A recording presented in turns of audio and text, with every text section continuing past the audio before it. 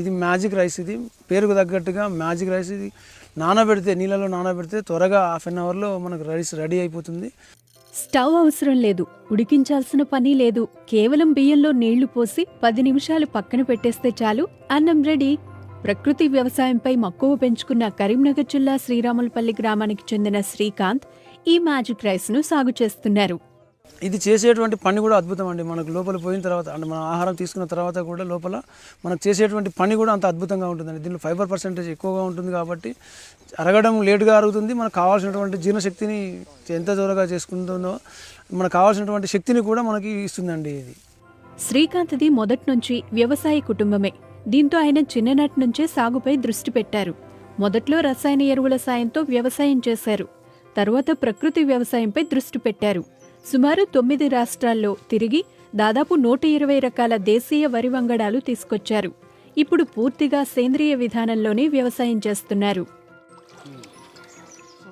కావాల్సినంత పెట్టుబడి సమయానికి అందకపోవడం, అలాగే కావాల్సినంత నీరు ఇది కూడా అందకపోవడం, ఇట్లాంటి సందర్భాలలో నేను ఈ ప్రకృతి వ్యవసాయం వైపు మళ్ళడం జరిగింది. ఈ ప్రకృతి వ్యవసాయం చేసేటువంటి క్రమంలో నాకు సుభాష్ పాలేకర్ గారు ఒక రేడియోలో తన ప్రోగ్రాం విని నేను ఈరోజు ఇంత వ్యవసాయం చేయడానికి నాకు కారణమైందండి. ఇది తాజాగా అస్సాం నుంచి శ్రీకాంత్ తీసుకొచ్చిన బోకాసాల్ అనే రకం బియ్యం అందర్నీ ఆకర్షిస్తోంది. పంట సాగు సమయం జూన్ నుంచి డిసెంబర్ కాగా 145 రోజుల్లో పంట చేతికి వస్తోంది. బోకాసాల్ బియ్యాన్ని కేవలం నీళ్లలో నానబెడితే చాలు, అన్నం తయారైపోతుంది. చల్లటి నీళ్లలో వేస్తే చల్లటి అన్నం, వేడి నీళ్లలో వేస్తే వేడి అన్నం సిద్ధం. బియ్యంలో సరిపడా నీళ్లు పోస్తే అరగంటలో అన్నంగా మారుతోంది. ఈ బియ్యంలో 10.73% ఫైబర్, 6.8% ప్రోటీన్లు ఉంటాయని Guwahati university, Indian council of agriculture research వంటి పరిశోధనా సంస్థలు వెల్లడించాయి. అంటే ప్రతి సంవత్సరం ఒక వెరైటీ తీసుకురావడం నాకు ఒక అలవాటుగా మారిపోయిందండి. సో ఇదే క్రమంలో నేను ఈ సంవత్సరం అస్సాం నుంచి మ్యాజిక్ రైస్ తీసుకురావడం జరిగింది. దీని ఒక ప్రత్యేకత ఏంటంటే, ఇది జస్ట్ మనం చల్లనీళ్ళు కానీ తీసుకొని, ఒక గ్లాస్ వాటర్ తీసుకొని, ఒక గ్లాస్ బియ్యం తీసుకొని, దాన్ని మామూలుగా ఒక హాఫ్ అన్ అవర్ 40 నిమిషాలు నానబెడితే మనకు అన్నం రెడీ అయిపోతుందండి. సో ఇట్లాంటి వెరైటీ ఇది కూడా అంతరించిపోతున్నటువంటి మన దేశీ వంగడాల్లో ఇది ఒక రకమైనటువంటి, ఇది అస్సాంలో పండుతుంది.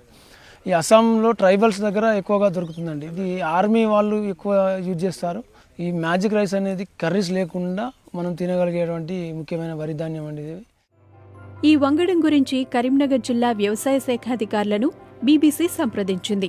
ఈ విషయం తమ దృష్టికి కూడా వచ్చిందని అధికారులు అన్నారు. అయితే ఈ కొత్త వంగడం కేవలం నీటిలో నానబెడితేనే అన్నంగా మారుతున్నప్పటికీ అది మన జీర్ణ వ్యవస్థపై ఎలాంటి ప్రభావం చూపుతుందనే విషయాన్ని కూడా అధ్యయనం చేయాల్సి ఉంటుందని తెలిపారు. డైజెస్టిబిలిటీ అనేది మనం స్టడీ చేసుకోవాల్సి ఉంటుంది. ఎందుకంటే ఇప్పుడు ఈ మధ్య కాలంలో మన దగ్గర ఒక రైతు అస్సాం నుంచి ఒక రైతు తీసుకొచ్చి పండించడం జరుగుతుంది. అది బాయిల్ చేయకుండా నీళ్ళలో నానబెడితేనే ఉడికినట్టు అవుతుంది. సో అవి తినచ్చు, ఒకటి అంత బాగానే ఉంటుంది. తర్వాత మన డైజెస్టిబిలిటీ అంటే మనం మారుతున్న పరిస్థితుల దృష్ట్యా శారీరక శ్రమ అనేది తగ్గింది జనాలు. ఇప్పుడు మనము దాదాపు శారీరక శ్రమ అనేది బాగా తగ్గిపోయింది. కాబట్టి ఇటువంటి పరిస్థితులలో వీటిని తిన్నప్పుడు మనకు వాటిని అరిగించుకోగలమా లేదా అనేది కూడా మనం ఒకసారి చూసుకోవాల్సి ఉంటుంది. పూర్తిగా సేంద్రియ పద్ధతుల్లో శ్రీకాంత్ చేస్తున్న వ్యవసాయంపై ఎంతోమంది ఆసక్తి చూపుతున్నారు. ఆయన వ్యవసాయ క్షేత్రానికి వచ్చి విత్తనాలు తీసుకెళ్తున్నారు. దగ్గర 20-22 వెరైటీలు మాకు చూపించారు. అయితే ఇప్పుడు ఆరోగ్య సమస్యలు, ఫర్టిలైజర్ వేసి అంత బీపీలు, షుగర్లు ఇవన్నీ వస్తున్నాయి. మన వెనకటి అంటే పురాతనమైన వెరైటీలు చాలా చూపించారు. ఆరోగ్యపరంగా కూడా బీపీ ఇట్లా షుగర్ ఇట్లా రాకుండా బాగుంటాయని విన్నాము. చాలామంది దగ్గర సేకరించి కొందరు వ్యవసాయం చేస్తున్నారు. ప్రకృతి వ్యవసాయం, గో ఆధారిత వ్యవసాయం మేము కూడా చేద్దామని కొన్ని వెరైటీలు తీసుకుపోదామని ఇక్కడికి రావడం జరిగింది.